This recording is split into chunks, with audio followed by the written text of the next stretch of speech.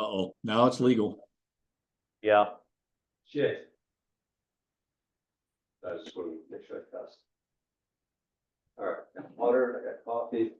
There's drinks down there if you need one. Still there. And then I'll put it on.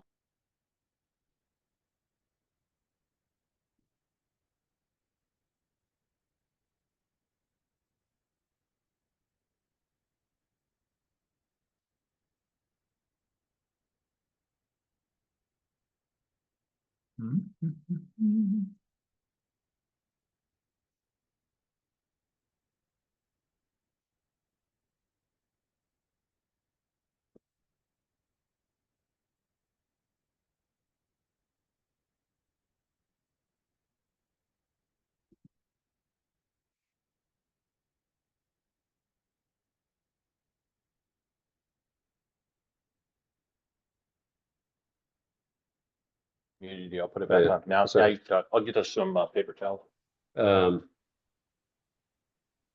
do you think Dakota did this morning, John? Good?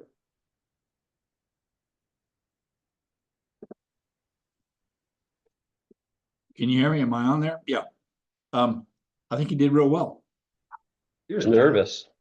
I can understand that. I think he did a good job of kind of explaining the why. You know, whenever there's a change initiative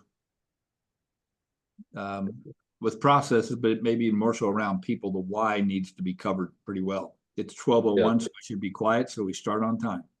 Hi, John. Good morning. Hi, Don. Hey, Chase. Hey, what's going on? Jerry, do you know you and Don, or, well, I guess you have to be logged in because you're running the meeting. Cool. Did you bring enough food to share with the group? We did. Open wide. Cool. I knew Don would think of us, even if Jerry didn't. At least he said open wide and not bend over. So That's right. That's good. I did share my animal story this morning with some of the guys. okay. Your what story? My anima. Oh, okay. That's great because I'm eating Skyline. Yeah, maybe you want to save that one for now There. while people are eating. A really great story. Andrew's coming on, but he's running a couple minutes late. Okay. All right. It's 2 after. I don't want to wait too long to get started. Why don't we start? I do want to get I want to encourage all of you as facilitators to get feedback from your groups about the recent workshop we had. And I'm curious if any of you have any feedback, takeaways, criticisms. Be open, be honest, be brutal, because that's how we learn. That's how we get better. Well, maybe not brutal. Be candid. Yes. Radically candid, Mr. Beal.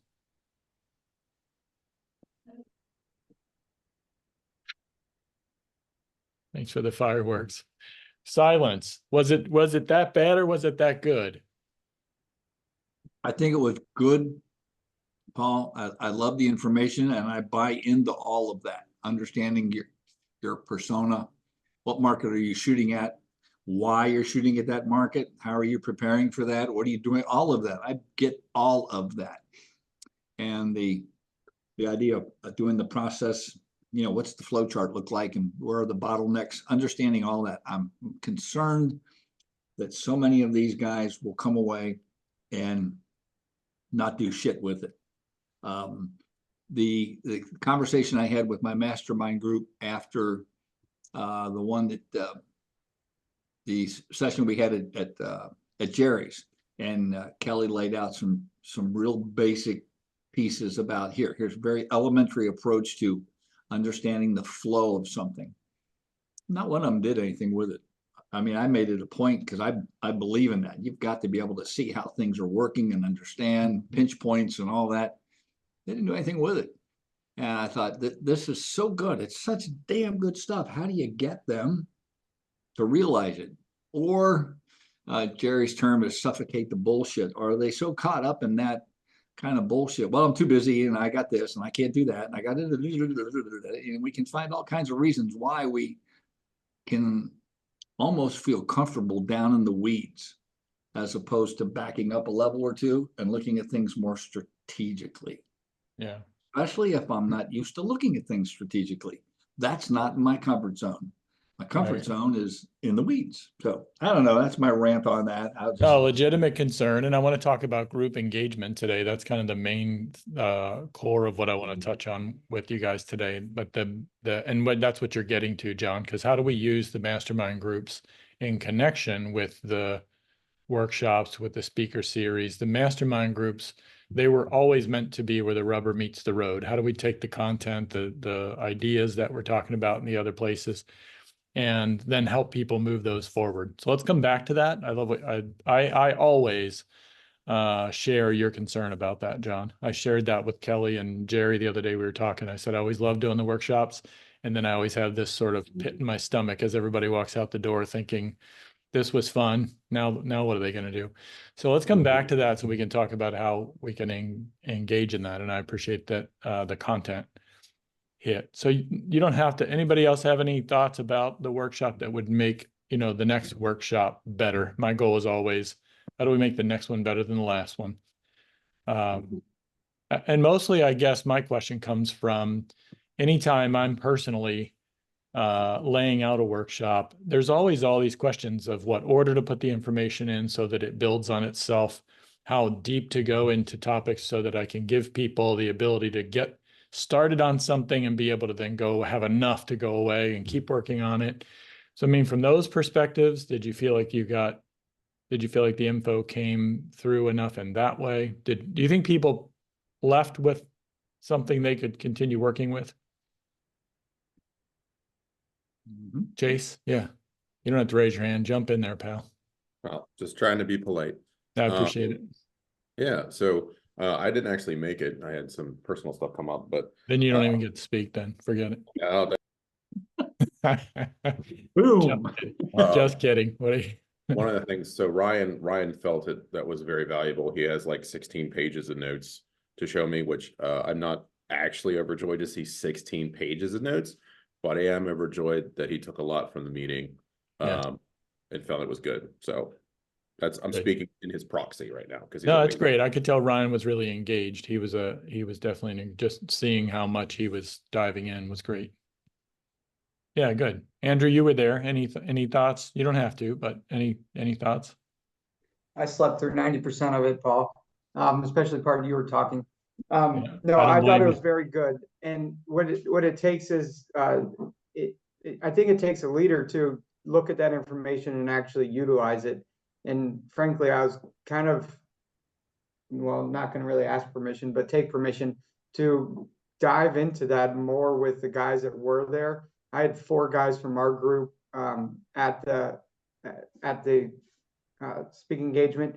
Nice. And I think that a lot of those guys are excited. I went to lunch with 2 of them after that. So it's good because they're excited, but I don't think they're at the level of understanding and being able to granularize that to their daily application. It is a lot, right? But a lot of the guys that are on this call have worked through that to get our businesses or our lives to where they are. And some of these guys are in the infancy of business and they don't comprehend that. I think that I came in late, sorry. I think that's kind of what John was talking about of, being down in the weeds. They can't see over the weeds. Right. Well, and that's what this work is really all about, is helping drag people into a more strategic mindset and creating a space where that can happen. So, hi, Rick Meyer. Good to see you. Hi. We were just getting some quick feedback about the workshop. If you had any feedback, specifically in terms of, was the information valuable, and was it laid out in a way that people could actually go away from that and do something with it, use it for something? You don't have to have a comment, but if you do, I'd love to hear it. I feel like Alex did a really good job. That other guy was kind of boring. No, no, I was telling Jerry, Paul, I felt like if I had not been around you and Jerry for, the last X number of years, I would have eaten all of that up. But I feel like because I've been to different workshops and things with you guys, I've implemented a lot of those things. I think, Andrew, maybe that's what you were maybe talking about when I jumped on. But so I feel like it was really good. And for some people, they're probably hearing a lot of that for the first time. And for us, I feel like, I've been through that and I've implemented it and are doing those things. So it's more of like, yeah, validation of that. And even so, it was helpful to be reminded of things and to get some new nuggets from you and Alex. And yeah, so I thought it was a good conversation and overall really beneficial. So Yeah, great. That's Jerry, Kelly, and I talk about that. It's the bigger the group, the more difficult it is to make the content specific to sort of the grade level, if you will. I don't want to say it in a demeaning way, but some people are more ready for it than others, and some have done a little bit of it and others haven't. Hi, Kelly. Hi, sorry I'm late. Well, this really goes to what you brought up, really goes to one of the main things I want to hit on today. Before we jump to that, I just want to say a couple things, and that is December's workshop is going to be an all-day annual planning event. So again, one of my reasons for getting the feedback from you about what you experienced the other day was so that as we're building, Dakota and I have already started the process of working on this for the full day workshop. And again, we want to be sure that people can take away something they can work going forward. So they can take an annual plan into next year that's workable and usable, not just information they're going to, walk away and go, that was good, and then forget about. To do that, we're going to do a couple of things. The November speaker series Kelly is going to I'm going to put Kelly on the spot. She's going to do a talk on OKRs. I don't know if any of you have ever worked with OKRs, objectives and key results. We're going to use that as kind of the basis tool for people to use in the annual planning workshop to be able to create some objectives and create a plan for 2025. And so to kind of build into preparing for the December workshop, Kelly's going to do a presentation in November's workshop about OKRs. What are they? How to use them? So that we can kind of give you and the members this tool that you'll then be using in December. So I say all that so that A, you'll know what's coming up in November, and B, so you can really encourage your group members to be there so that they're that step ahead when they go to build their annual plan in December. So we're linking these things together. We know there's a risk that not everyone will make November, and we're going to have to cover some of the OKR stuff in December, which we'll do, but we're going to not have necessarily an entire hour to dedicate to it. So your group members are going to be way ahead if they can show up to November's meeting ahead of December's meeting. And then Dakota and I are also working on, don't broadcast this yet because we haven't done it, but our intent is to have some pre-work info to send out ahead of December so that people can have some time to collect data, sort of do some retrospectives on their business, maybe even. We haven't settled exactly on what it is, but we'll let you know. Again, because there's a lot to do. An all-day workshop sounds like a lot. It's really not a lot of time to formulate an annual plan. So between the November speaker series and some pre-work that Dakota and I hope to have developed, I'm saying Dakota, I think Kelly and Jerry are going to contribute to that as well. We're really hoping to kind of key people up. So when they get to December, we can get a lot done in that single day. Any questions about any of that? Paul, I don't have a question, but I do have a request for all of you. When you go into your mastermind groups, what is that, next week, the week after? If you could just ask people to try to find the Conduit newsletter in their inbox and click on adding these events to their calendars. So today we have 3 people signed up for November and the same three people signed up for December, because December is a full day. So I know it's going to take some planning to get that on people's calendars. So if they wait until 3 weeks from now to put that on the calendar, I'm afraid they're not going to have time to do it. So if you could just mention, we've got the happy hour on the 30th, we have the speaker series on the 13th of November, and we have December 6th, which is the annual planning. If they could pull up the newsletter, click on the links, add it to their calendar, done. That would be phenomenal. Kelly, to clarify, there's 3 upcoming events. Does that mean on the newsletter, there's 3 separate links? There are 3 links. Okay. There are Got it. 3 links all in that same newsletter. Bam, bam, bam. It's just all add to calendars. That's all that's all you have to do. Yeah, and I'll let Boucher speak to his video on there, the purpose of it. But I also say, Boucher, going back to your question, some of the feedback, like Daniel, which you mentioned on your video, Daniel Laudermilk said, going back to the half-day workshop, was that like he started building out some of the, in one of the sessions, Daniel started building out his roadmap for, whatever the persona was, for instance. And then he got like whatever percentage, 25, 50% of it done. And then Boucher moved on to the next topic and he wasn't able to complete it. And he said, gosh, it would have been nice at the workshop if we would have had time to actually finish the that project or that task. So for the annual Boucher, it again, when it's a workshop, it would be great to have the time to actually complete whatever task, as many of the tasks as possible, because a lot of the members, when they leave the workshop, they're whether you think it's right, wrong, or indifferent, they're not likely to revisit that to build it. And so my hope is that the workshop will lend itself to people actually building out, completing as much as possible of their annual plan. Yeah, his feedback, that actually wasn't his feedback, Jerry. His feedback was that he saw how we got started on each of the segments, and that if he didn't go away and finish them, that he just wasted half his day learning and gaining the knowledge that he gained. So he didn't expect to finish them in the workshop. He was just acknowledging that you gave us enough to get started in each segment and then moved on. And if I don't go away and actually finish that, then I've wasted half of my day. I might as well not showing up, because having the info isn't enough. Right. To John's point, I got to walk out of here and actually do something with what I got. So what you're bringing up is an interesting topic, though, because it's always a question of how much do we do more or less in a workshop? And because if we try to finish any one particular piece, then we're going to leave an awful lot of stuff unsaid and untouched. And so I'm not going to be dogmatic about philosophically which way we go. I'm open to conversation either direction.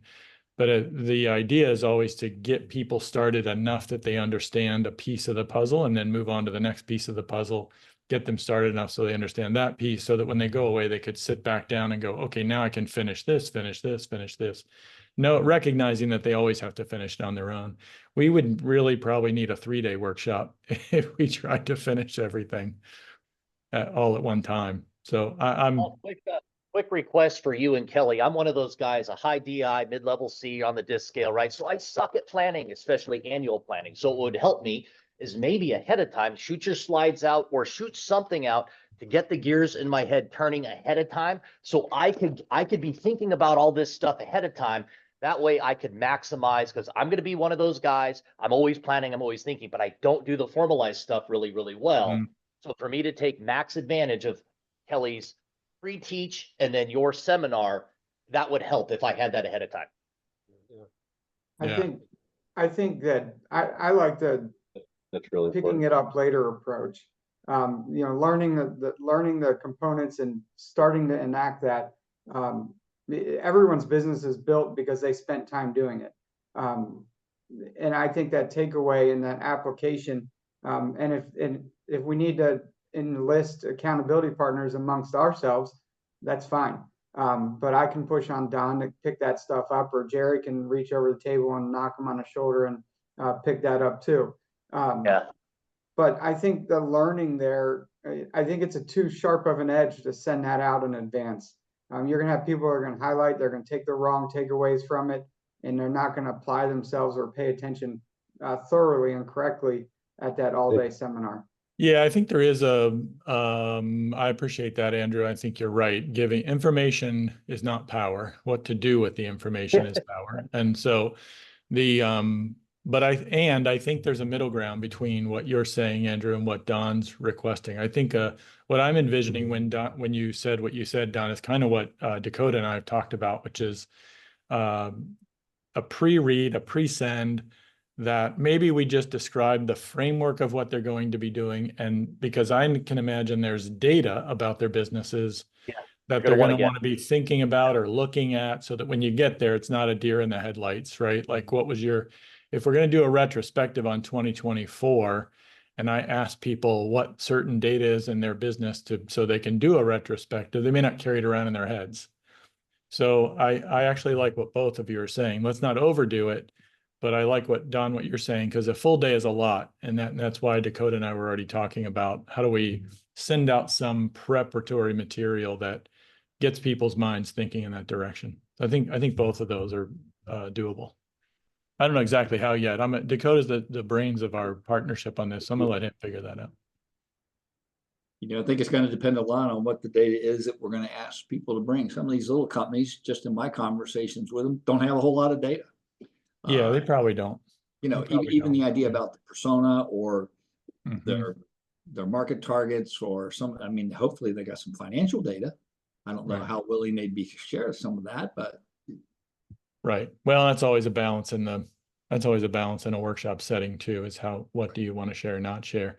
The trick is for us to create an environment where they can share if they want, but they don't have to if they don't want to. That's the balancing act that we have to strike.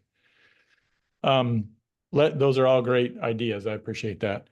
Let's shift over. I want to go back, John, to what you said about, we walk out of the workshop, what do we do with the information? And that's true, by the way, of any workshop or any speaker series. How do we help them actually convert knowledge into action? I was reading something the other day about OKRs, because I'm trying to brush up my knowledge on them as well. And I read that OKRs are a methodology, but a methodology is a way of understanding how to do something. A method is a way of actually doing it, a way of actually implementing it into your business. So let's think about as I said before, the masterminds were always meant to be where the rubber meets the road. How do we help them take the info and actually do something with it? So I really want to think about, how do we as facilitators engage the group members so that they're not only engaged at the meeting, but they're also engaged to carry forward, to make some real accountability commitments, and be engaged with whoever their accountability partner is or whoever their facilitator is, to really feel the connection to the groups. So I'm curious, just with that idea, yes, Chase. Oh, I was going to let you finish, bud. No, sorry. Don't wait for me to stop talking, or you'll be waiting a long time. Okay. So one of the things that I've done in some of the presentations that I've given that I think might be helpful for this is give everybody, including like the facilitators, like, if you learned nothing else at this meeting, what's 5 things that we want you to take away from this meeting? It's very easy. It's got to fit on one page. And that way, when we're in our mastermind groups, we can be like, hey guys, gals, even if you weren't at the last mastermind or whatever, this is what we went over. This is what we're going to talk about, and just review it, or maybe put one of like the spotlight sessions in lieu of doing one of the spotlight sessions or something like that for the meeting immediately after, to go over that. Just a thought. Second that. I was thinking the exact same thing, Chase. The salient key takeaways of each talk that we can then circle back around to and reinforce with.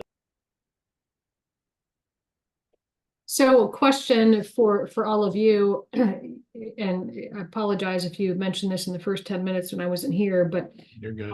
Paul did the recap video from October's workshop, and we sent that out to all the members.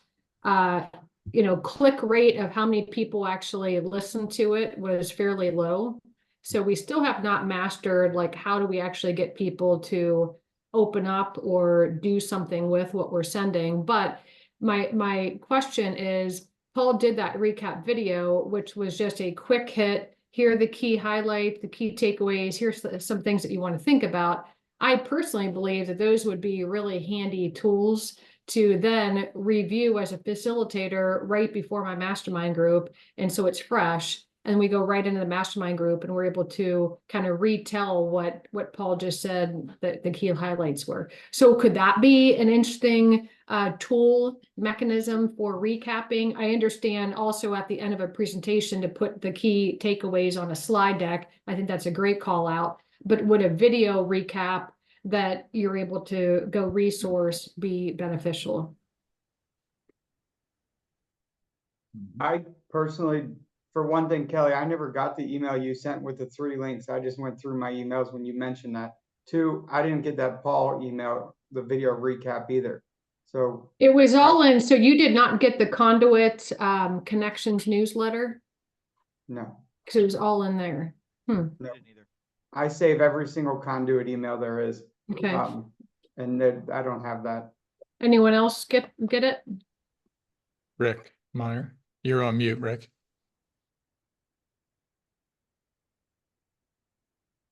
Andrew, I'll have to look up. I think you have Andrew's email wrong. He's on the list. So that was my comment. Yeah.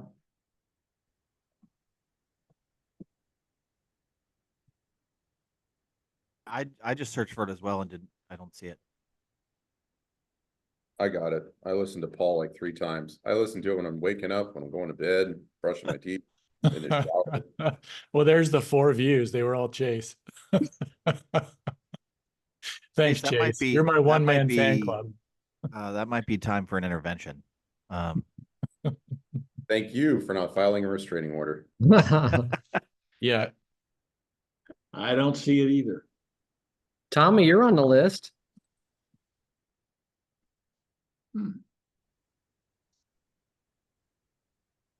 We might need to check the Same delivery. with the calendar invites for this. I got a forward from Jerry about it, but I never got the original. It's not on my calendar. I just manually put it in. I forget who we did this with, Kelly. We found the junk file sometimes. I think we did this with Alex from Kelly Brothers, Kelly Dolan. Is that it ended up in his junk folder. So And that's entirely possible. Mhm. And you might want to just check that and see, because I do see Andrew on the list and I see Tommy on the list. If you check your spam folder, if you can just mark that as send to my inbox, hopefully that prevents next time it landing in your inbox. And then Yeah. Andrew, just to be clear, you said you didn't get the invite to this. You mean this particular facilitator? Jerry Oh. sent it out, like, are you coming? I Okay. already had it on my calendar, but I didn't receive that initial accept calendar invite. I went back and looked. Okay, and I don't send those out, but I think Paul or Jerry, I don't know who sends out the invitations to that, but same thing, let's check and make sure it's not, you're on it, 1, that you're on it, and 2, that's not hitting spam for some reason. Yeah, historically, I'd make sure that H is in front of Glasgow and Glasgow is actually spelled correct, because usually the second G, people make a C. Andrew, you are, excuse me, Andrew is on the list, but he has not accepted it, which means that it probably went straight to a spam folder. Yeah, So unfortunately, all my that's spams come into my inbox too, so I get the opportunity to filter through like 400 spams a day. Yeah, we'll have to figure Whitelist. that. Yeah, we'll have to Whitelist. figure that out. Small details, sorry for stopping everyone's momentum. Yeah, Well, that's it, and unfortunately, I can't do anything about the spam. It has to be something that you do on your end and say Right. move to inbox and What's the every email one of you address, guys Kelly, are that in my- those, what's the email address those come from, Kelly, again? that particular one came from, What mine comes from Jerry at Team Conduit. yeah. So one of the things that we could do as a housekeeping, even if you want to do it today, we could, but is just to, or sometime in the future, is take all the leaders and just sync, right? Just to do a calendar blast to say, did everybody just get that? And now we're going to send the next. So we could actually preempt some of those challenges, either now, this meeting, I don't want to hijack this meeting, or in the Yeah. future, or I can do it individually. I could schedule a time with each of you guys and say, hey, let me get you 3 of the invites and make sure that it doesn't, if it goes to your spam folder, it's going to be right this second. So whatever I can do to help, I'm willing. Yeah, I put Kelly, the entire we can year in talk my offline if calendar. you're ever curious. If you're ever curious about what an email authentication outbound service is, we use that in our business in lieu of Gmail or even our own server or whatever. There's technology that you can use to send emails that ensure deliverability without being spam filtered. If you ever want to have that conversation offline. Well, that should be built into HubSpot, which is where we send out all of the email communications. So I need to dig into that a bit further. Yeah, because Kelly, I was actually trying to locate it myself and I didn't see it either. Not in spam either. No, but that's why I was wondering which email address to search for. Your team conduit, most likely. Is this something you all kind of huddle up after this for? Yeah. Yeah. Love you, Yeah, I love think we yourself. need Just to. trying to keep it on the rails. Yeah. No, So- I Respect intended. You're good. So keeping it on the rails, one of the things that Balsher said a second ago that prompted, and I hope this puts us back on the rails, Balsher. If not, I'll stand down. If it doesn't, we'll ignore you and I'll do it. Sure. So one of the things that I've been super impressed with, and I just mentioned this to Don offline, is that Andrew is having meetings one-on-one with his members, which is, above and beyond Andrew. It's really helpful for your members to, for you to sit with them and make sure that they're doing all the things that a professional would do. And so I think your leadership it's awesome. The reality for a lot of you guys is that you may not have the ability, the bandwidth, the geographic proximity to get with some of your guys that need to be gotten with. And so I would extend myself, again, Balsher, as a resource for you guys, that if there's people in your group that you think need some some TLC, some encouragement, some one-on-one, a coffee, I'm happy if you deploy me, Andrew. Well, you're doing it, Andrew. But Rick, if you or Don, some of your guys, you and John Kane have a lot of younger guys in business, and those guys are slippery. They're really difficult. However, if we want to track them down and make sure that they're doing what a professional would be doing, John, Don, I'm more than willing to do that. So Yeah, I thank you, Jerry, but it's really Tommy. 2 months ago, Tommy threw out there that, hey, why don't we all sit together and get together? So it's the man in orange. I don't know where he's at, but he's down here on my screen. That was his idea. Yeah, and I like the follow-up, kudos to both of you for making that happen. I like the follow-up aspect of that. Let me get that was mostly on the rails, Jerry, by the way. Thank you. The idea, and it wasn't just me, Andrew and I talked about it, but it probably came from Andrew and I just stole the idea and took credit. But the idea wasn't for us to meet with everybody, it was for everybody to meet with everybody, because we need to increase our group connectivity, right? We need to make it exactly. That's Andrew's hands were exactly what the idea is. Right. And so connectivity, let's talk about connectivity in the meeting. So engagement in the meeting. What's your experience been in terms of what works for you and what doesn't? I know some of you had brought up some disengagement during the meetings.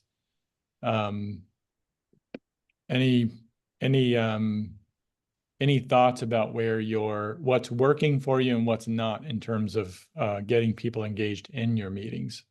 Like anytime you're in a group, there's always, like, it seems like 25 or 30% of the people are the major contributors. But of course as facilitators, we want to pull people out of the shadow they're hiding in so that everybody contributes. But what are your thoughts, or what are your needs, or what are your questions about how to get people more engaged and keep everybody in as part of the conversation? Since I'm off mute and John's off mute too, but I'll go. So I think that the first month, my answer would have been completely different than it was at the end of the third month. The end of the third month, there were 0 people on their phones. Everyone was rolling and going. I fortunately called out Daniel Laudermilk because he was quiet and he's been reserved, but I knew that, and I knew he was going to be that way through the year. Right. And he opened up. Paul, you and I had a conversation offline about that.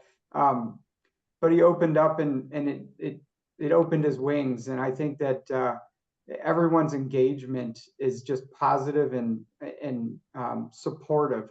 And again, we've got a lot of kind of grassroots companies that are growing and learning daily. Well, we're all learning daily, right? But these guys are learning massive momentum daily. And I think the walk away from the third meeting, every one of these guys are excited about it. But it also is driven by, us pushing the group and the opportunity for them to get their business. The pushing the legacy thing, these guys don't understand legacy yet. They don't get that. That doesn't maybe matter right now, but I don't know how much I keep pushing that. They need to get a business that's standing on its ground financially well, to be able to then comprehend what legacy even means. Right. I love the nugget I heard in that, Andrew, is the idea of inviting people into the conversation. You said calling Daniel out, but it was, I don't look at it as calling Dan. I know Daniel very well personally, and he probably would have been quiet for a year had you not invited him in. Voluntold him, is that the term you used, Kelly, before? You voluntold him to engage. And he was ecstatic. The feedback I got from Daniel was, man, that was uncomfortable, but holy cow, did I take a lot away from the meeting. So I think what Andrew's bringing up, all of us should, take that to be courageous enough, be willing as facilitators to not let people sit quietly on the sideline. And if they are, to invite them into the conversations to be sure that they're engaging. Look, they're at the meeting because they want to take something away. They're going to take a lot more away if we invite them in. So that's a great way to do it. That's a great way to do it. John, are you Paul, just I'll just give a little feedback from my perspective, and again, you guys disagree, that's okay. And even correct me if I'm doing something you don't like. I've just not been real hard over with my guys about if they show up, don't show up, if they're zooming in, not. My whole goal is I'm going to provide value while I'm there. And I'm going to give them some golden nuggets of truth, usually from stuff I've screwed up in my business over time, or I'm going to pull down things from the last meeting. Like I still got Chase's notes here on radical candor that I refer back to and we talked to, right? That's what we did last time. And I'm going to give them some takeaways that they can implement, usually things they can stop doing right away, like stop doing this, right? And so that no matter if they're on a phone call, if they're on Zoom, if they're here, if they come in late, whatever, they're going to get something of value that can be applied to their world. And that's working for us. And so we don't waste time. We don't screw around. We don't bullshit. We get to it and we get out. And that seems to be meeting them where they're at, if that makes sense. And, the more I lead, the more I realize that, adults are just children in big bodies. Yeah. And so, it's business age appropriate instruction, right? And I got a lot of youngsters in our group. And so just giving them the distilled version of some great point that we would want to expand upon for a whole day is really what they need. And it seems to be relevant to them. Mm-hmm.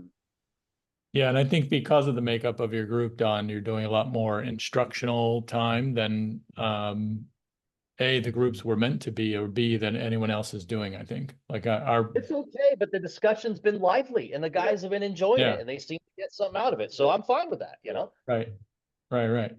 No, I'm not saying it's wrong. It isn't strictly speaking what a mastermind group is meant to be, but if you've got a group of young guys and it seems to be, if it's keeping them engaged and getting them engaged, and they're able to take away some accountabilities and be held accountable and hold others accountable, I think that's the biggest thing. Because action, I would say, is the word, right? Action. Am I doing something between now and the next time the group meets, or am I not? And that to me would be the key performance indicator of engagement, would be that they're actually taking action on what they're doing in the sessions. Any questions or thoughts about your engagement and specifically like the solution spotlight, having people on the hot seat? I know, Andrew, you had some experience with Daniel getting on the hot seat, and that was the part that was uncomfortable for him, and he really liked it though, even though it was uncomfortable. Yeah, John. I had two guys, what was it, maybe in the second meeting that really engaged with that. Excellent conversation. I followed up with both of them afterwards. How did that feel to you to get that input? They enjoyed it. A lot of encouragement for the next meeting, who's willing to do that? Can I help you come up with a topic idea? What's troubling your business right now? Where's a point of friction that we might be able to smooth out? Crickets, absolute crickets. So it just, that's interesting.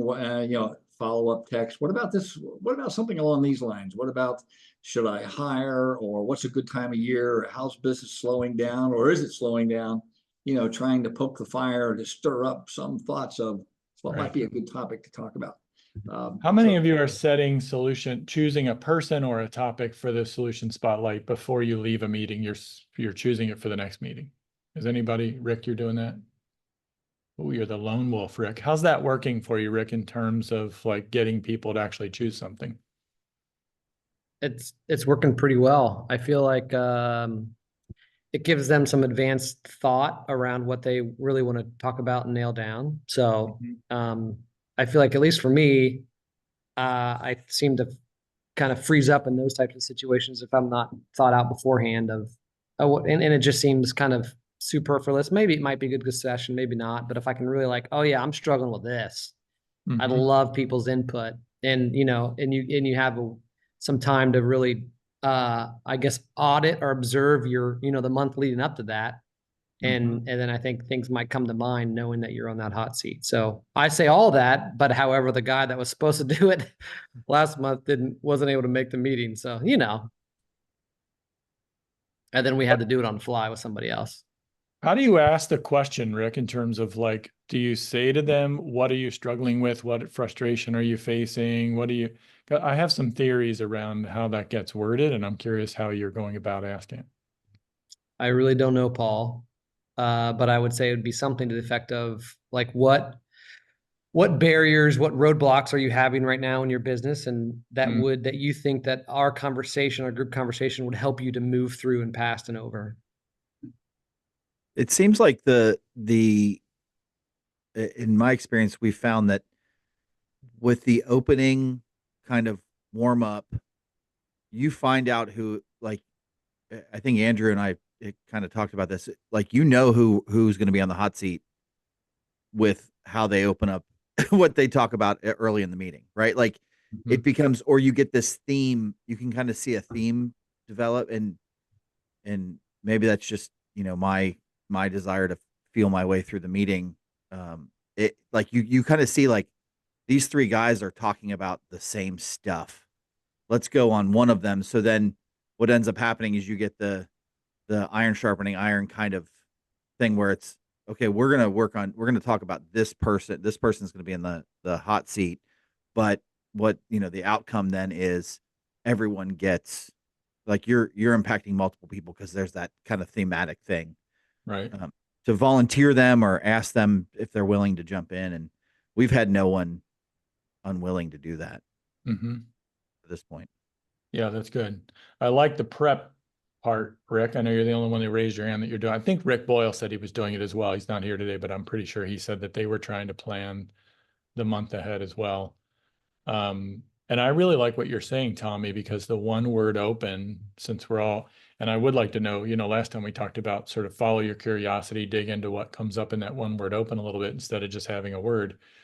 You could probably parlay the one word open into a solution spotlight if someone's sharing a word that's particularly strong, and that they might get in the hot seat without realizing they got in the hot seat, which would be absolutely fine too. Yeah. Paul, I love your use of the term solution spotlight because I try to keep myself from using the term hot seat. Yeah. You're in the hot seat. We're going to boil you for the next 25 minutes. Yeah. Yeah. But I like that idea of the solution, Well, I think Kelly came up with that word because because I said, I don't really want to call it a hot seat. What else should we call it? And I like the solution spotlight. I think that was Kelly's genius, not mine. Exactly. But because that is the goal of it, not to grill someone, but to come up with solutions for them to solve their issue. Are you getting, once somebody is in the hot seat, I'll just use it in this group. Once they're in that solution spotlight seat, it's just so much to say. Are you getting a decent amount of involvement from the other group members to ask questions and dig into whatever issue has come up? Are you able to encourage that level of engagement, getting some nods? Anybody struggling with that at all? I always want more. Go ahead, Andrew. I think that's the engagement of the month to month, is everyone has seen it. And frankly, the first month, I just threw myself out there because I thought, well, let's make an example out of yourself, right? Like, let's get these guys to see what this looks like and make sure that they know that I'm holy too. And I think that was a very good move. I don't want to toot my horn, but I think that was a very good move because it let everyone know that there's a bright side to the end of that tunnel, and what it looks like to get out of it. And oddly enough, I think Tommy was there for the second meeting. Everyone asked about that problem at the second meeting, and the guys asked again at the third meeting, how is that going? I think that it's good, and it's almost exciting for it, but inevitably you're always going to have dead silence when you ask who wants to sit in that chair. Maybe we should just get a special chair in the conference room for that person. But I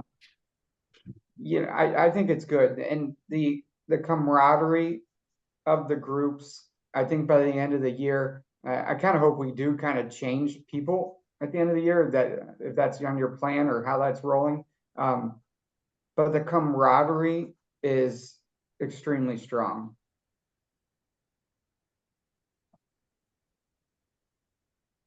I'm just jotting down a question for myself, change up the groups at year's end. Andrew, if I could explore that a little bit more. So, we all know that it takes a while to build that camaraderie and trust in one another, to feel open. Do you feel that what risk could there be in swapping people out or moving things around, let's say in January, and everybody having to restart that? Is there something to building the momentum of that momentum of camaraderie and trust, and kind of taking that into next year? Could we accelerate the growth of the group? Well, just curious. I mean, naturally the groups are all feeding on each person in that group, right? So that energy level, in my opinion, if you switch the groups now, naturally, I don't want to necessarily drive over to Cleves every month, but I will. But if you switch up those groups, you're strengthening the overall picture of the industry, which I think is Conduit's main goal, right? If the groups are switching and everyone's getting the different feedback, you're not just strengthening that group, you're strengthening the industry, which is what the focus here is, or at least that's how I'm trying to sell it to people. I think this is an and. I think switching up the groups is something we really have to think about. And then at the same time, I think to Kelly's point, we have to think about the timing of that. Because as you said, Andrew, that your response to engagement in week one or in month one would have been very different than it is in month three. And so I would be afraid to switch them up too soon. As soon as everybody's starting to get comfortable in their group, I think that's when we're going to hit this sweet spot. So I think we have to be cautious about switching them too soon. But then there is a point where it makes sense to switch them up, to bring in some fresh ideas, some fresh thoughts to that. So you could do January, but I would hesitate to even touch the groups until at least April. I basically told our guys we're in this group. This is us for the next year, August to August. Now, that's what I was kind of operating under, the assumption that we were going to think about it in like 12 months. But, I think we're learning. And so we're certainly open to thoughts about it. But I think too soon, definitely, I think January is too soon. That's my opinion anyway. That January is too soon because we got to get in a rhythm. I think the reality is we're touching base with them, Kelly, and we're trying to get feedback from them. If there's somebody that just doesn't fit into the group, you know, whatever, if there's animosity, I think we would obviously try to navigate that. And if somebody wanted to move, we'd help them move. Yeah. Yeah, absolutely. A person moving from one group to another is a different Yeah. thing than blending up the whole groups, I think. Yeah, absolutely.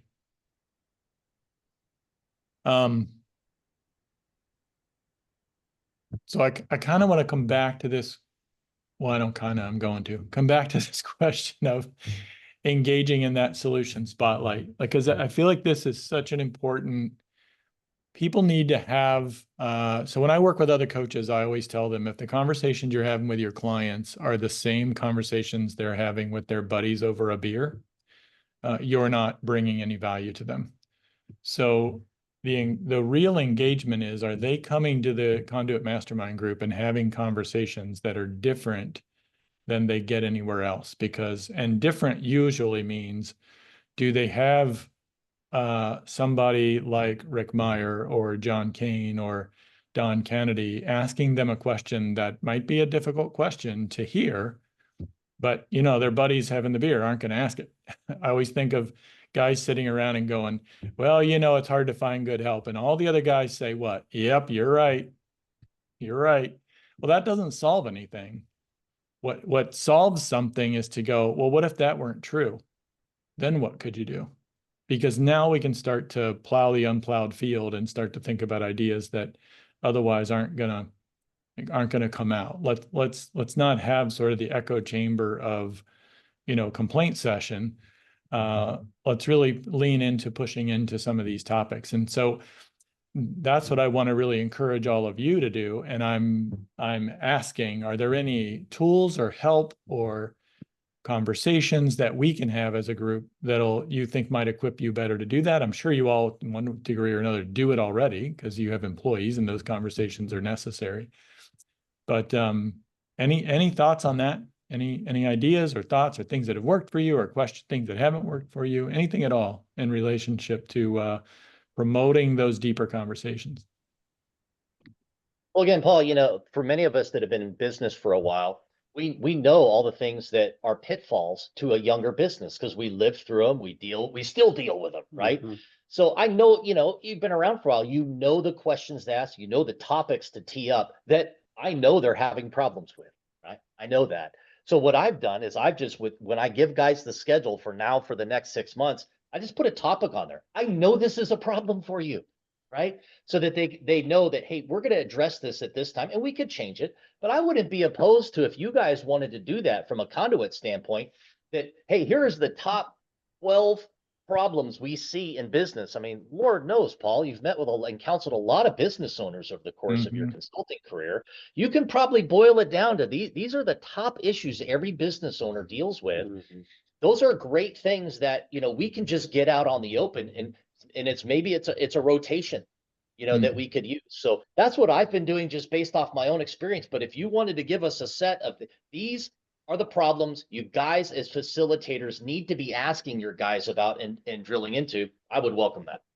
So kind of a prompt, Don, a prompt to get them to focus on it. That's kind of what I was thinking about as I forget who it was that said, maybe it was you, Rick, that when you ask somebody to be on the hot seat or something, you know, they just draw a blank or freeze up because in the moment it's like, well, I'm not really sure what to say. So a prompt at least narrows their thinking down to one thing. Sometimes having a wide open discussion is,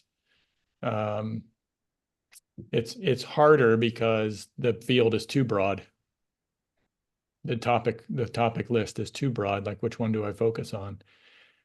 I was interested, Rick, in how you were asking the question, by the way, about who's having a frustration or an obstacle or a challenge or something that's in front of them. Because to Don's point, one of the things I've noticed in a lot of the conversations I've had with business owners is for some of them, it's very hard to say, I've got a problem, or I don't know how to solve this, or I've got a struggle.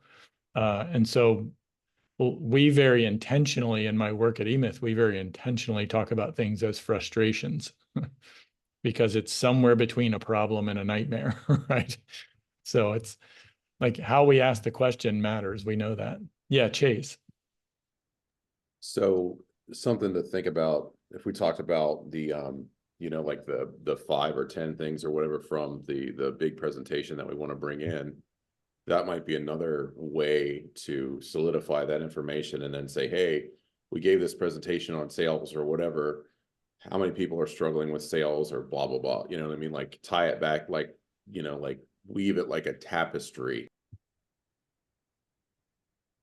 But in all seriousness, like to tie it back, both tie it back and have like the cheat sheet or like the word bank, if you will, you know what I mean, for people to refer to. Yeah. And you can also Chase, like, can you show me how to weave that again? That's pretty good there. Kelly knows how to do it. Did you see Kelly? She was right on it. When we do the conduit trade booth over at, for instance, at Kelly Brothers, they just had 2 contractor events, right? And we're standing there, and Ellie and I and Jerry and contractors walk by, and I've handed them this little stick. So it starts with an 80 grit sandpaper and goes down to a piece of microfiber polishing cloth. So it gets progressively from 80, and it gets, of course, it gets smoother. So it's like 1500 grit. It's fine finishing paper down here. And I'll hand it to them and I'll say, run your hand down that. And they do that. And I'll say, parts of your business are really running with a lot of friction. So Paul, where you're saying frustration, I use friction. Conduit's all about addressing those places where there's friction and what can we do through whatever process it is to polish it up. What would it mean to you if your business ran smoothly, everything was polished? How would that affect the bottom line? How would that affect efficiencies? How would that affect customer satisfaction? Well, what is it and what part of you? And I've watched guys stand here and they keep rubbing this thing like, yeah, we got things that are totally screwed up, things that are somewhat messed up. And I got a couple places that really do need some polishing. Well, great. That's what we're all about. All right. And I've laid this with an outside client. I laid this on the table purposely with him 2 weeks ago, didn't say a damn word about it. And the guy finally reached over and starts rubbing it. And he said, do I use this to clean my fingernails or what do I do with it? So it's a tactile piece, right, that drives conversation. Yeah. This is what we do. What if I can get you to here to polish those things up? Anyway. I thought I carried some weird shit around in my backpack, John. That takes the cake. I'm still thinking to what Don, what you said about prompts, and also to be able to narrow what people are thinking. I'm formulating, talking at the same time. Sorry, I'm not a good multitasker. Let me give you an example of how this played yeah. out. Okay. Everybody has trouble in the hiring arena. I don't care how good you've got, how much you practice. Everybody struggles building a team. I do. Jerry does. Everybody does. Okay. Right. So what's relevant in my group, you have a lot of smaller sole proprietors.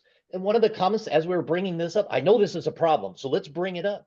So what we narrowed it down to, the common problem they were facing was really oriented. I can't get someone to replace some of my functions, right? When you think about that, that's kind of the natural progression of a sole proprietor, is now being able to trust someone to send them off by themselves and do the work. I'm like, bro, that's easy. I could put 20 people in your inbox tomorrow. Like that's not hard to recruit for. I recruit 200-300 of those a month and then pick one. So they just don't know how that process goes about. Right. But guys like you that have been around doing this for a long time, you do. So that's a great example. If you know the general problems that occur in business, you've overcome these 10 years ago, but they haven't fought through it yet. And so sometimes drilling down into those little, like, oh, okay, it's going to require some work. It's going to require some change on your part. But you don't have to live with that problem. Going to your point, they all sit around and bitch like it's not a solvable problem. Like, not a solvable problem. What are you talking about? But they don't know what they don't know. That's right. Right. Well, that's very true. And I'm thinking of a conversation I had with my niece one time after she had her first kid and she realized how overwhelming being a parent was. And I said, being a parent's like having a library wall full of books, and you need to teach your kid everything in those books. And if you pull the book off the shelf when they're not ready to hear it, you're wasting your time. Being a parent is all about figuring out when are they ready to hear it and then pulling the right book at the right time. And so I love what you're saying, Don. And the concern that comes to mind for me is that, and this is always the trick, when Kelly and Jerry and I are thinking about what's the next topic to do in a speaker series or a workshop, is like, what if that topic is not relevant to 30% of the conduit membership? Because right now they don't care about that. And so to use your example of hiring, if I'm a one-man show and I'm so financially far from hiring my first employee, you can talk all you want, I'm not taking it in. So, and the reason we have to just live with some of that at the workshop and at the speaker series level. We just have to live with that. In the mastermind groups, I'm trying for us to be able to create an environment where people are able to face the problems they have. So I'm kind of thinking about what you're saying, Don, from like a menu board type approach, meaning maybe we have here's the X number of operational centers in the business. And which one of these seems to be the biggest headache for you right now? Well, hiring does. Great. How about being on the hot seat next month about hiring? Yeah. Right. Yeah, I'm happy to. Yeah. And we've also, Kelly and I've had a lot of conversation about one of the offerings that Conduit might provide is a workshop for business basics, that it would be a waste of time for Don and Rick, all of you guys to be there, but Right. for Matt DeLang or Daniel Laudermilk or fill in the blank of the guys in your mastermind group, is they need business basics.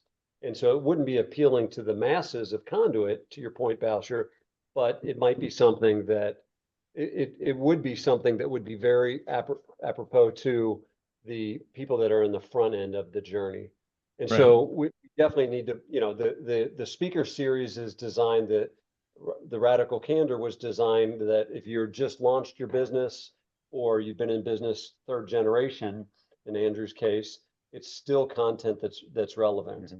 But business basics wouldn't be relevant for Andrew, but it would be it would be very apropos for some of the people in his group. So we have been talking about that as well. Yeah. I do wonder too, Paul, like this idea has come up a little bit. Again, it's more work, it's more time. You may not have the bandwidth for this, but if the speaker series had a follow-on workshop. So I don't know, let's take, for example, we were going to talk sales. When I teach sales to a group, I don't come in with any agenda and I don't come with anything prepared. I start polling the group. I say, what's your biggest problem in sales? What's your biggest problem in sales? We just rapidly go through it. We whiteboard it. I take the trends.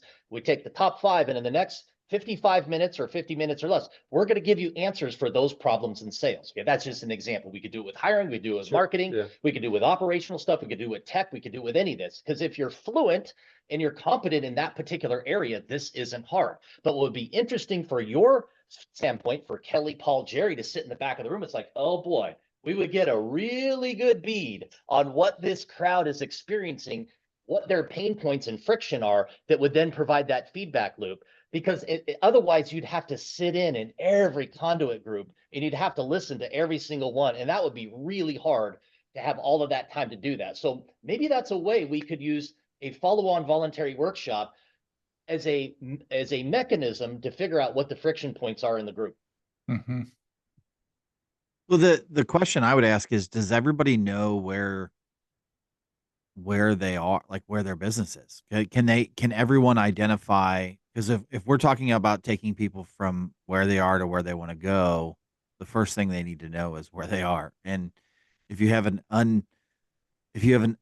to John's sandpaper, if you have an unsure understanding of where you are in the process, then you might be using the wrong sandpaper. You read, to Paul's illustration, the wrong book, or it's irrelevant, or the vision casting, which was our first big session. That was great. Like Kelly did a great job. I enjoyed it, but there were people in the room that were glassy eyed because they're just treading water, right? And it was a large chunk of people in that room that were that, and it's I think we do a good job in mastermind groups of encouraging people and saying, hey, just you'll get there, and we've all effed up, and we've done well, and we're here to help, and you've got a support system, and I wish I had this support system like you do when I was at that point. All of those things that we do in the groups, but doing a lot of when I was at the Healing Center, the number one thing to help people transition out of poverty was helping them identify the fact that they were in poverty. Right? You got to know where you are, right? And even some of our I had breakfast with Daniel. He's been brought up a bunch. He is further along. Like when he and I met, he is further along than he would illustrate that he is in the business process in a lot of ways. He thinks he's further back in the. He's overly self-critical. That's a correct. Yeah, Paul. Yeah. Paul, you know him so well. That's a fact, right? So right. And being able to say, hey, you're okay, man, right? Like that helps him know where he is so he can grow from that point. But not knowing where you are, whether it's you're either, what is it, consciously incompetent or unconsciously competent, right? Wherever you are in that 4-stage development process, you got to know where you are in it. And we kind of just, with these groups, we just jumped in, right? There was no self metric. There was no self-analysis. And maybe it's the Jerry factor, because Jerry knows everybody personally. He just did it. But our groups were based on geography, not based on who is what in what group. Yeah, level of understanding. Andrew's a 3rd-generation business.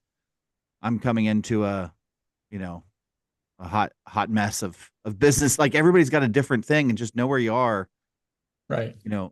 Well, a mixed level of experience, I think, adds dynamic to the group, as long as it's not in a situation where 1 or 2 people are so far at one end or the other they can't benefit from what's going on around them.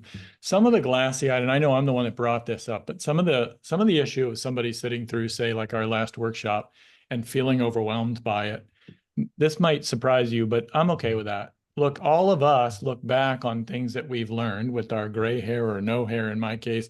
We've learned these things over time, but the truth is, some of the things I've learned, I've heard them a dozen times from a dozen different people, and that's why I now have an understanding of it.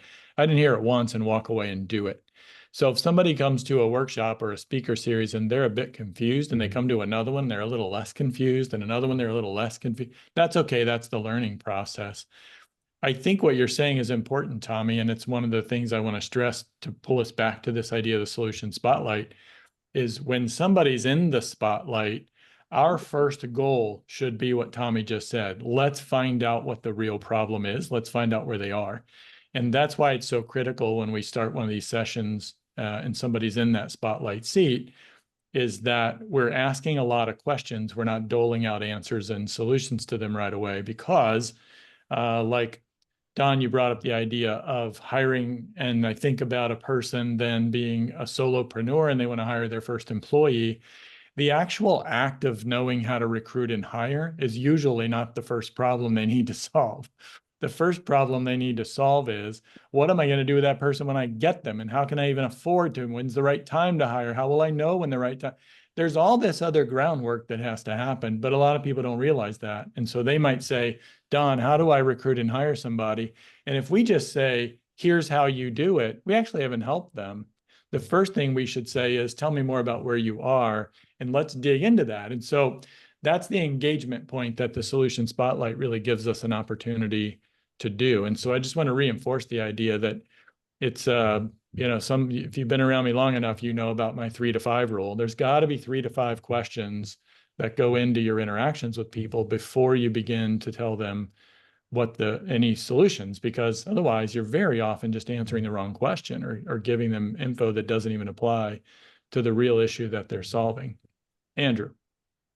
Going back to what Don said, and Paul, you just said the exact same thing that Don said verbatim, but using different words. Well, I guess not verbatim, but I would be willing, if Don wants to help, I'd be willing to help those guys kind of digest that information after those workshops in a separate sit down. Well, I don't know if you need a separate sit down. I mean, this is why the mastermind groups exist. You Well, I know, know, but I if mean, someone wants to dive into that, like planning or whatever that level is, that doesn't have that experience, you know, the masterminds are kind of scripted and we're going through that, right? But you're not going to sit there and really plug in the diamonds and the squares and the circles to make that graph work through the mastermind process. And if they're not doing it or they're not able to engage on that, like Don was just speaking of, and you mentioned, Paul, you know, if that needs to be picked up later, you know, my name's on the table there if it needs it.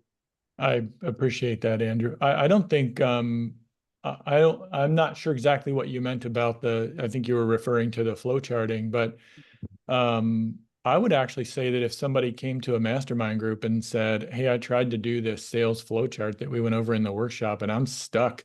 Can you guys as a group help me?" I would absolutely see that as a valuable mastermind conversation.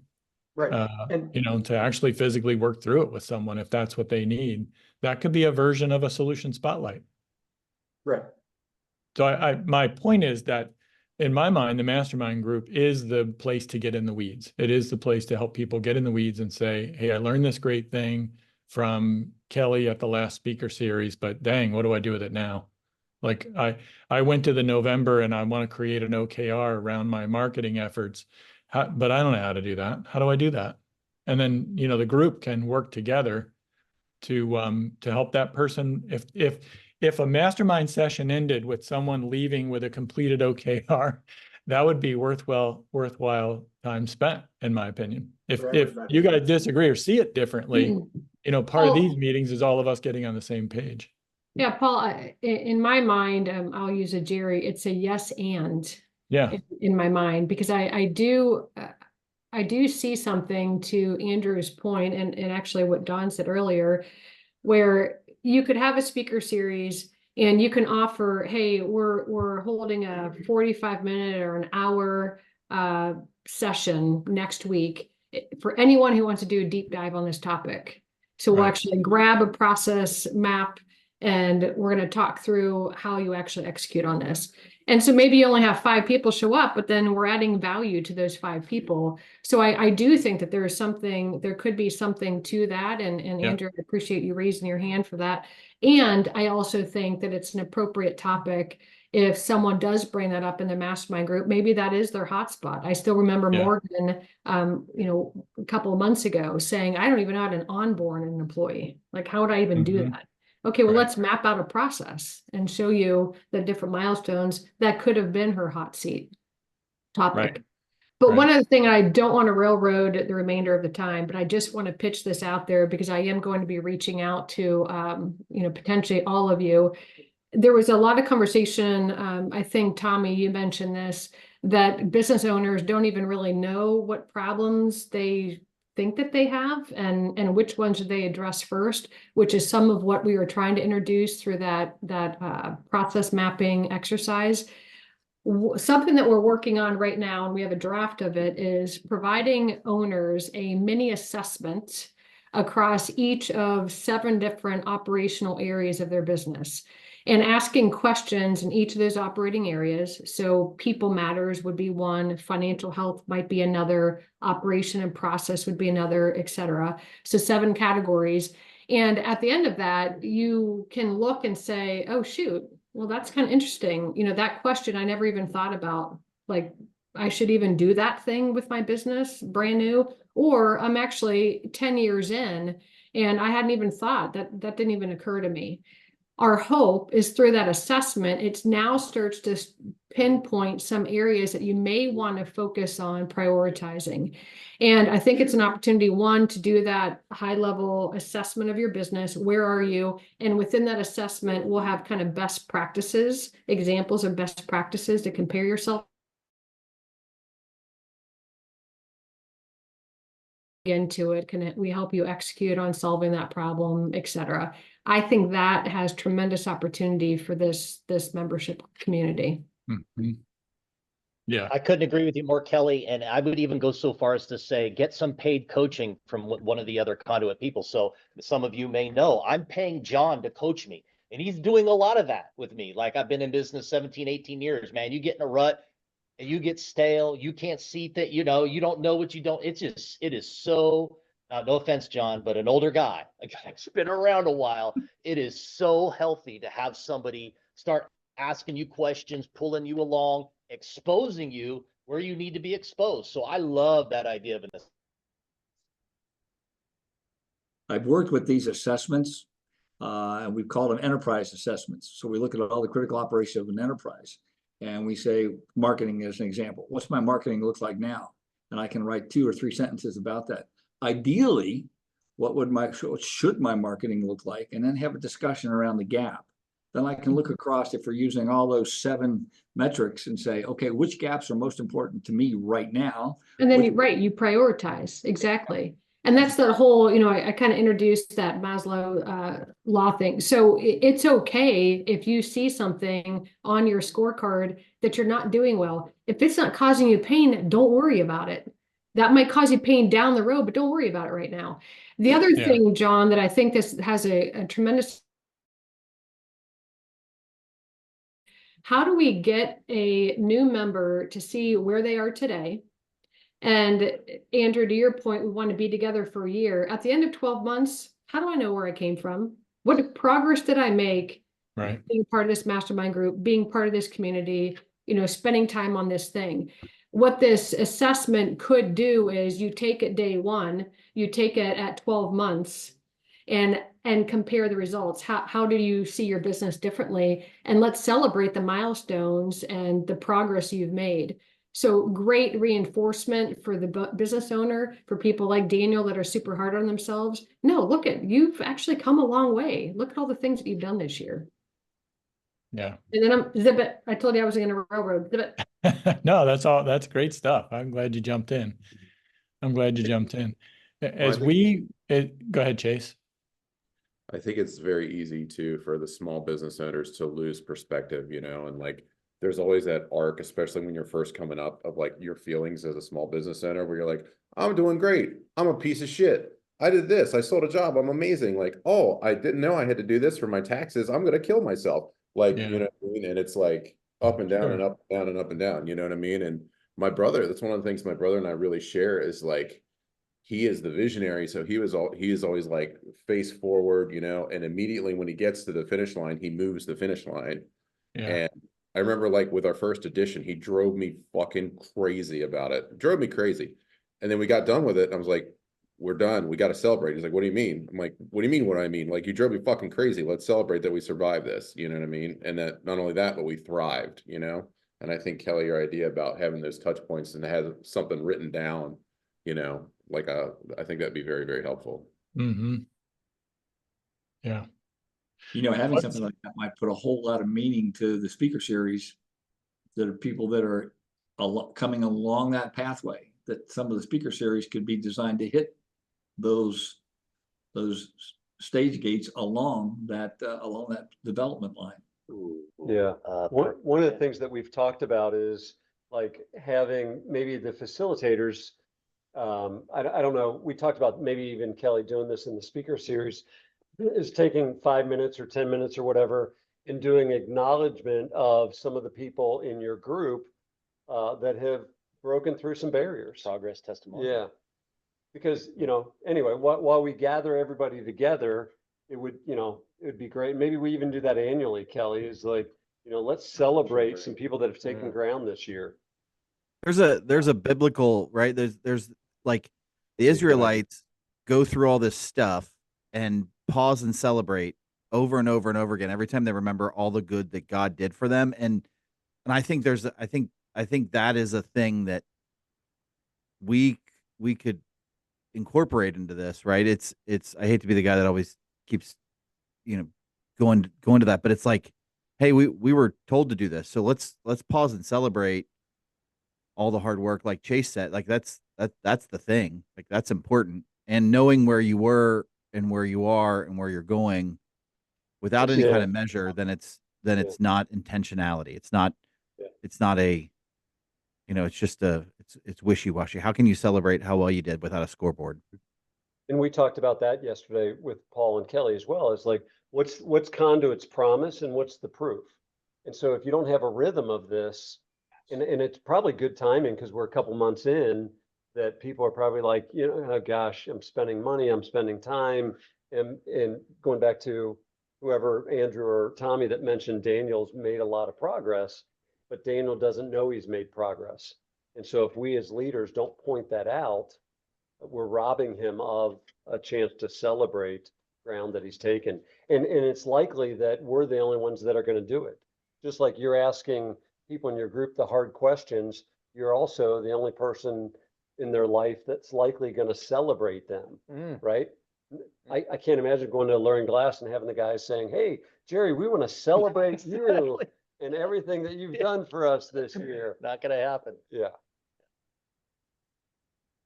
Good time. Worship at the feet of Jerry. Sounds like a good Saturday afternoon. Yeah, and I'm envisioning now some way. So we do your mastermind agenda has you know, a moment to celebrate a win, an achievement, an accomplishment. Let's make sure we don't skip over that too quickly. And then I'm imagining a scorecard. I'm imagining that one could exist. I don't have a picture of it in my head. A scorecard that could exist that we could keep in an ongoing way with the masterminds each month to sort of just keep cataloging. This is what I set out to do this month. Here's what I did do this month. Here's or didn't do, and keep that as a running total so that it keeps a running thread throughout the year versus the mastermind groups shouldn't be one-offs. They shouldn't be a singular meeting that just lives in isolation. Well, I think what Jerry's driving at is just, you know, and I have to thank you, Kelly, that pyramid, I use that pyramid all the time, you know, and that thing ruined me when you presented that, you know, a few months back. But what it did is it helped reframe our thinking here. And with some coaching from Jerry and John, right, we made some big moves in our company in September that just literally we've just exploded as a result and have been so helpful and healthy for us. So sometimes just having that testimonial, even if it isn't directly quantifiable, I think is a powerful testimony to say, hey, here's how some of this coaching and some of this training has helped even an established business. Yeah. All right, we are approaching the end of our time, and I want us to be able to do one of the, I'm going to send out a recap. I've taken a lot of notes. I need to sift through them before I can send it out to you, but I'll send it out to all of you with just some thoughts and ideas that I've had as we've gone along. One of them, and I think, Don, this is sort of a variation of something you brought up, Don, the idea of sort of hitting on the key takeaway points of the meetings. I love that idea, and I think it should come from the members. It shouldn't be us giving it to them. So what I want to do is do that to you. What is if we could do a lightning round around the room. What's like your key takeaway from today's discussion that we can use to make the mastermind groups engaging and powerful for people to implement? Kelly said, find the Conduit newsletter and put events into their calendar. All three. Oh, yeah. Thanks, Don. Woohoo! You just make Kelly happy. I love Rick's idea to set up in stone who is in the next solution spotlight, rather than leaving it open for discussion. And here I am a week before trying to say, okay, guys, and keep poking at it. That's definitely an avenue I'm going to go down to see if I can kind of firm that up with the guys. I think, I mean, in our group, I kind of have the opposite opinion on that. If someone has a problem, they need to talk about that. If you tell them we're going to talk about that in a month, that's not a priority now. You just backburnered them. So that needs to be talked about. And if it's a problem, then I've been personally calling the guys or talking to the guys about it to help that through if it needs to be resolved between now and then. You know, if you have a speed bump in business, you don't just shelf that and wait. When that speed bump occurs, you have to address that and grab it by the horns. So I'm going to do a yes and with you, Andrew. I agree with you. I feel very strongly that the mastermind groups need to be available for somebody to come in and say, oh my God, my hair's on fire. Can you please help me? We do need to have the space in the meetings from that. And I love the idea of us trying what Rick's doing and having people plan ahead. because part of Jerry and Kelly and I just had this conversation. All the tools in the world won't do anyone any good if they can't shift their mindset to think more like a leader, more like an entrepreneur in their business rather than a carpenter or a tile setter or whatever it is they do. Right? They've got to be able to think differently about that. And one of those things is to think bigger picture, longer term, not focus only on the fires that's burning right in front of them. So we know you have to do both. That's why I think our mastermind groups should do both. Let's try. I would love it if all of you try. I'm going to try asking who wants to do a solution spotlight and for next month, so you can be thinking about it and preparing for it. And if you come to the next meeting, your hair's on fire and you've got an issue, we're also here to help you deal with it. Yeah, and I think that would be good. Back to Don's thing. I mean, I do it in my office where inter-office and field-wise, we talk about a different concept or change that we want to do. And sometimes it's not even a change, like remodeling the home show booth. Who gives a shit about that this year? By the way, we are remodeling it, Chase. But you know, those things have to be planned and talked about, and you know, whether that's marketing or financial planning, whatever. But I think you could forecast that for the next month and then put problem solutions on the seat right away. But I think the character of each group is developed by the group. And Tommy said a while ago, let's let the group lead the group. And I thought, no, I'm a planner. I'm not letting that happen. And we went with month one, Tommy's plan, and it's strong, extremely strong. And I think that's how we've gotten the group to where we are. But I think I'm repeating myself again. So yeah, I think the group leading the group fits with all of that. I think it's got to be in touch with what's really relevant for them in that moment. So yeah, so I love Don's sign up for the team events. John brought up, let's all copy Rick Meyer. I would love it if all of you try that this month and see what you get. See how it works, see if it's received, see if you have any luck with it. And, you know, if we all test it, then we get, you know, a lot more opportunities to learn from it. I think it's worth trying. And then, of course, Andrew, leave space. I made a note, leave space for my hair's on fire and I need to deal with something. And I think maybe in planning the solution spotlight for next month, you need to mention that, so that people don't think, oh, well, I'm not going to bring this hair on fire moment because we've already decided who's going to be in the solution spotlight. So maybe when you're talking about that, do both of those together. Chase, I'm going to put you, in the interest of time, on the hot seat. Well, what's your main takeaway? You're on mute.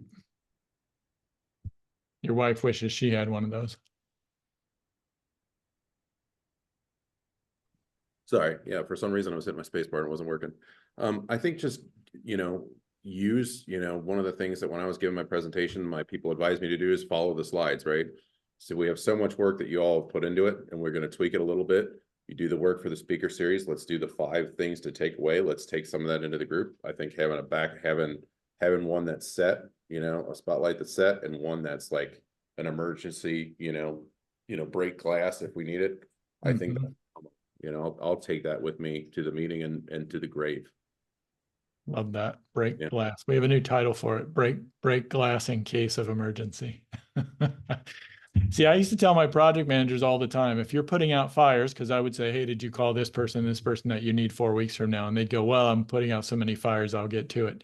And I always said, if you're putting out fires, stop and look back to where you lit them, because you probably lit them 2 or 3 weeks ago when you said, I don't have time to make that phone call. So this is why I think we need the yes and. We need to plan for the solution spotlight and leave room for the hair on fire. We want to help everyone, including ourselves, by the way, every person in this room. I know I hope you're all humble enough to understand that all this applies to all of us too. But that we want to get them thinking in the bigger picture, and these mastermind groups are a great opportunity to drag them into that strategic world. Tommy, I'm going to move us along because we're down to 2 minutes, and I'm really want to get you guys out of here on time. Yeah, mine is digging into the scheduling and emails. I just got Kelly's emails, so that's kind of exciting, and making sure I make those a priority to get help lead the group outside of the group time to make sure their schedules are, because mine's haywire right now. I feel like I've missed stuff for the last month and a half, and I think it's because I've missed stuff for the last month and a half. All right, Jerry, you want to chime in?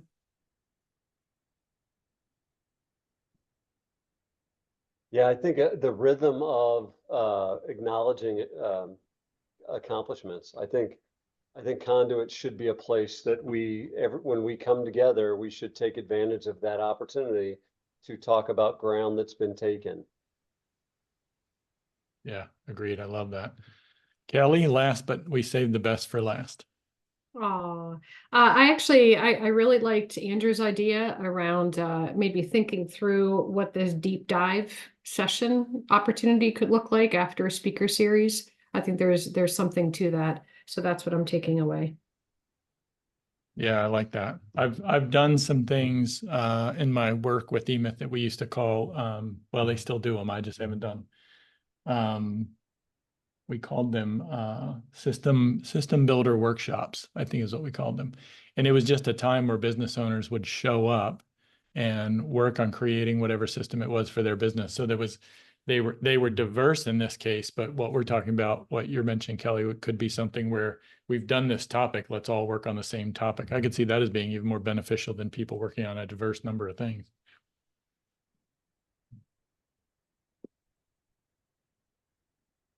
All right.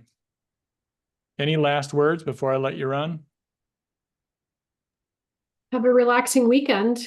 Thank you all for your time, not only today, but in your continued efforts of what we're doing here. You're making a difference with people, and we're getting better and better at it as we go. Agreed. Thanks. Take care, all. Bye. Have a good weekend.